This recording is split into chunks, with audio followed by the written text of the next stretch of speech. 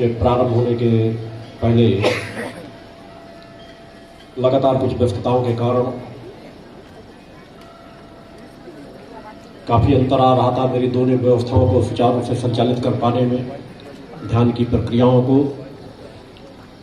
और बाहर के क्रमों को, क्योंकि नवरात्र के एक दिन पहले तक कई कई घंटे मजदूरों के साथ रह करके कार्य करना पड़ रहा था। 6-6, 7-7, 8-8 घंटे, रात में विश्राम भी कम मिल पा रहा था।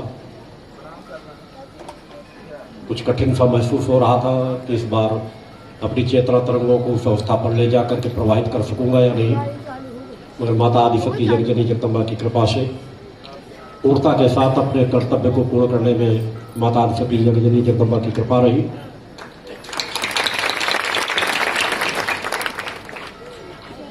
आप सभी लोगों की सेवाएं सराहनीय रहती हैं, बस और थोड़ा सुधार की आवश्यकता है और सजगता की जरूरत है।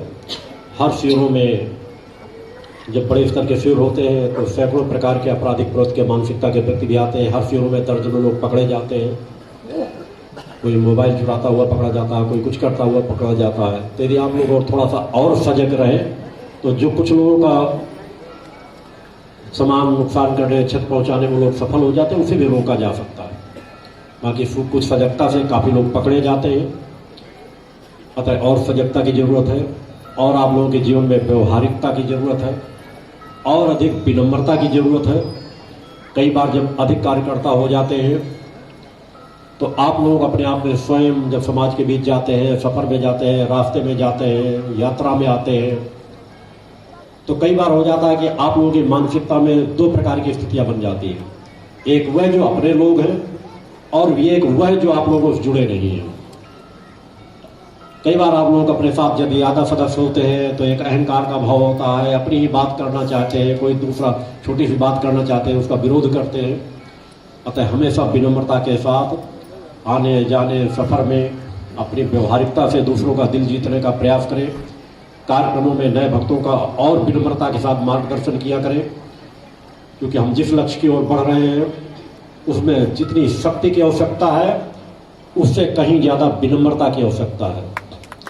विनम्रता, धैर्यता, तो हर पल सदैव अपने अंदर अच्छाइयों को भरते हुए, कार्यकर्ता के गुणों से अपने आप को परिपूर्ण करते हुए यदि आगे बढ़ने का प्रयास करेंगे तो हमेशा इस तरह की सेवाओं का लाभ आप लोगों को प्राप्त होता रहेगा। अपने समान और कार्यकर्ताओं को तैयार करने की जरूर आवश्यकता है। समय अपने तरीके से चल रहा है, आप बढ़ सकेंगे, आपको सौभाग्य प्राप्त होता चला जाएगा। अन्यथा परम सत्ता किसी न किसी से तो यह कार्य पूर्ण कराएगी, क्योंकि कार्य सभी लक्ष्य सुनिश्चित हैं। अतः हर कार्यकर्ता के अपने जीवन में हर पल परिवर्तन होना चाहिए। बहुत कार्यकर्ताओं ने बहुत कुछ परिवर्तन किया है, मगर जो कुछ कार्यकर्ता कहीं उनके अंदर जो में ठहराव आ जाता है, आश्रम में आते हैं तो कार्यकर्ता पूरी तरह परिवेश में होते हैं, उनके व्यवहार में कार्यकर्ता के गुण नजर आते हैं, मगर आश्रम से जब बाहर जाते हैं तो उनके व्यवहार में, कार्यकर्ता के गुणों में, भक्ति मानव कल्याण संगठन की विचारधारा से काफ़ी कुछ दूर चले जाते हैं। अतः हर पल एक जैसा जीवन जियो। तुम्हारा जीवन साफ सुथरा, स्वच्छ, निर्मल, पवित्र हो, चेतना से परिपूर्ण हो, कोई दिखावा न हो, सहजता हो, सहजता के गुणों को अपने जीवन में भरो। हर पल आपके गुरु का आशीर्वाद आपके साथ जुड़ा रहता है। आपके गुरु की एक एक पल की साधना समाज कल्याण को समर्पित है, कार्यकर्ताओं को समर्पित है। अतः किसी कार्यकर्ताओं को कभी ये सोचने की जरूरत नहीं कि गुरुदेव जी हमारा स्मरण करते हैं कि नहीं करते हैं, हम पर ध्यान देते हैं कि नहीं ध्यान देते हैं। मैंने हर मंच से कहा है, जितनी प्रीति आप लोग मुझसे करते हैं उससे सैकड़ों गुना ज़्यादा प्रीति मैं आप लोगों से करता हूँ। अतः हर पल वही भावना बनी रहे। मेरा पूर्ण आशीर्वाद आपके साथ है, सदैव आप आशीर्वाद बना रहेगा।